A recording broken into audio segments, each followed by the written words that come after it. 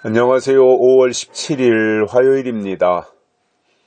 건강히 평안히 은혜롭게 잘 지내고 계시겠지요? 날씨가 이제 굉장히 기온이 많이 올라갔습니다. 이제 여름을 대비하셔야 될 것 같고, 또 한 달쯤 지나면 장마 소식도 있을 텐데, 그때를 대비해서 건강도 체력도 잘 보존하시기를 바랍니다. 오늘 말씀은 신명기 11장 18절입니다. 11장 18절. 이러므로 너희는 나의 이 말을 너희 마음과 뜻에 두고 또 그것으로 너희 손목에 매어 기호를 삼고 너희 미간에 붙여 표를 삼고. 아멘. 신명기에서 오늘 본문에서 강조하고 있는 내용은 이겁니다. 하나님의 말씀에 대한 우리의 태도가 어떠해야 되는가에 대한 부분이에요. 하나님의 말씀이 어느 정도로 우리의 생활 속에 밀착되어야 되는가 하는 거거든요. 그냥 한쪽 귀로 듣고 한쪽 귀로 흘러버리는 그 상황이 아닙니다. 아주 밀착되어 있는 밀접한 관계를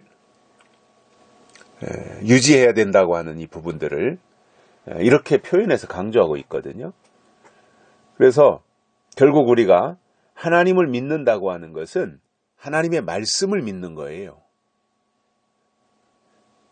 하나님을 사랑한다고 하는 것은 하나님이 우리에게 주신 말씀을 사랑하는 거예요. 그리고 하나님의 뜻이 나타난다고 하는 것은 말씀이 이루어진다고 하는 의미가 되는 겁니다. 그래서 하나님과 말씀은 떼놓고 생각할 수가 없어요. 한 몸이에요. 말씀과 하나님, 하나님과 말씀은 한 몸이에요. 한 분이시다 그 말이에요. 그런 차원에서 오늘 본문이 이렇게 말씀합니다. 너희는 나의 이 말을 너희 마음과 뜻에 두고. 하나님의 말씀이 우리의 마음에 있어야 되고 우리의 뜻이 되어야 된다는 거예요. 그러니까 일치되는 거잖아요.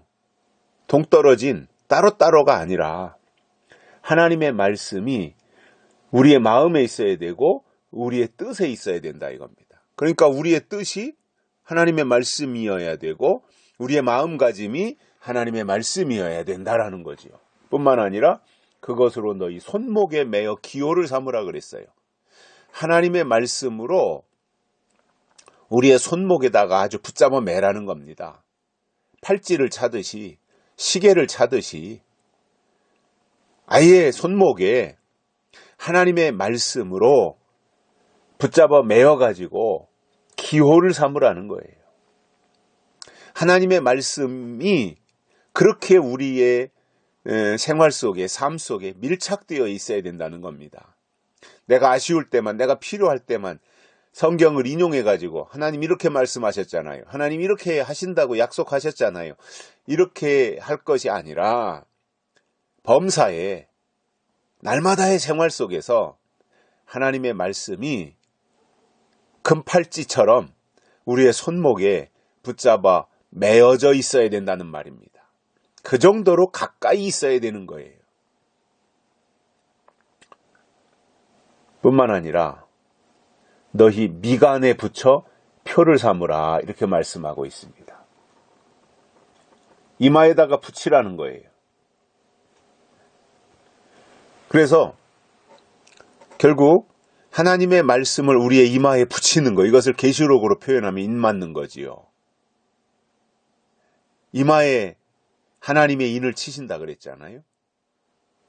이마에. 그런데 모세는 신명기에서 미간에 하나님의 말씀을 붙이라고 했어요. 그러니까 마음과 뜻에 하나님의 말씀이 있어야 되고 손목에 하나님의 말씀이 있어야 되며 미간에 하나님의 말씀이 있어야 된다라고 말씀하고 있으니 말씀과 우리와의 관계가 어느 정도로 밀착되어 있어야 되는가 하는 이 부분을 우리가 이해하고 가야 되는 겁니다. 그냥 믿습니다 한다고 되는 거 아닙니다.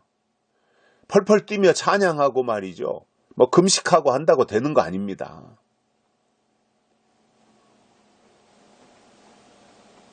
하나님이 우리에게 때를 따라 주시는 약속의 말씀이 우리의 삶을 지배해야 됩니다.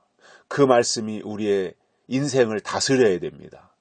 우리의 생각을 점령해야 됩니다. 하나님의 말씀이.